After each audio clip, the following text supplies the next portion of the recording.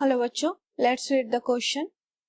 Bernoulli's theorem holds for incompressible non-viscous fluids.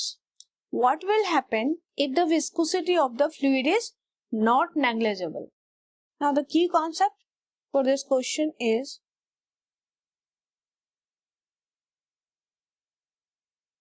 Bernoulli theorem. The concept of Bernoulli's theorem.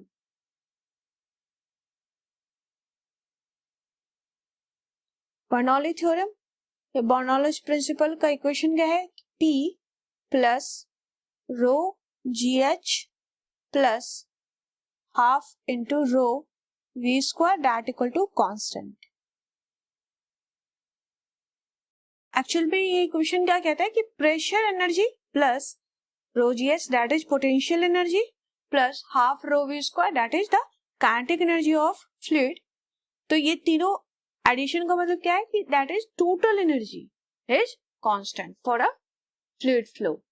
Now अब ये जो equation है ये basically hold होता है for incompressible non viscous fluid के लिए.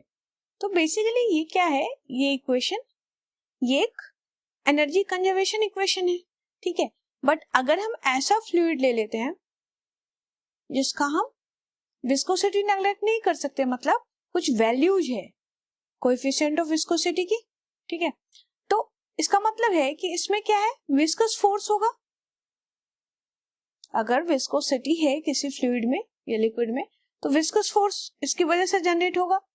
तो विस्कस फोर्स के कारण क्या होगा कि जब भी फ्लूइड फ्लो होगा तो कुछ एनर्जी डिसिपेट हो जाएगा due to this viscous force.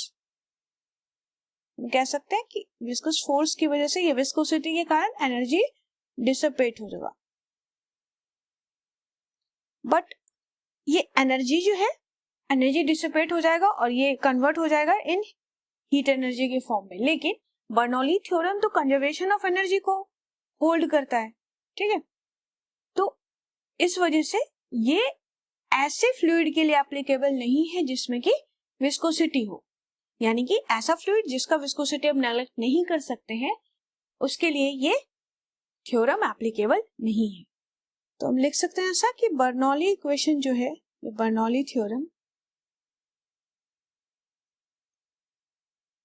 Equation is a energy conservation equation है कि टोटल मैकेनिकल एनर्जी, हम कह सकते हैं कि टोटल एनर्जी इसमें कांस्टेंट होगी या कंजर्व होगी.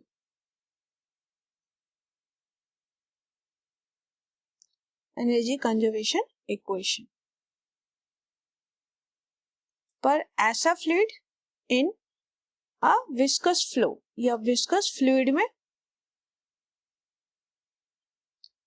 विस्कस फ्लो द एनर्जी जो है डिसिपेट हो जाएगा. The energy is dissipated, energy is dissipated in the process. Obvious है इस प्रोसेस में एनर्जी डिसिपेट हो जाएगी और ये चेंज हो जाएगी हीट एनर्जी में, will change into heat energy.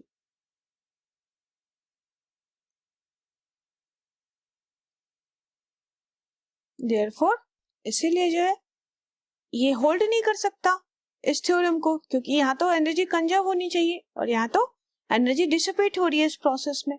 हम कह सकते हैं देयरफॉर बर्नौली इक्वेशन या Bernoulli principle is applicable to non-viscous fluid.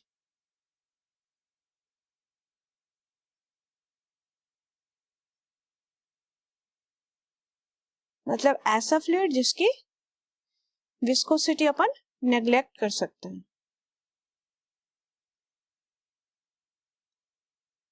इस क्वेश्चन के लिए की कॉन्सेप्ट में हमने बर्नौली थ्योरम देखा कि टोटल मैकेनिकल एनर्जी या टोटल एनर्जी ऑफ फ्लूइड जो फ्लो करती है वो कांस्टेंट होगी.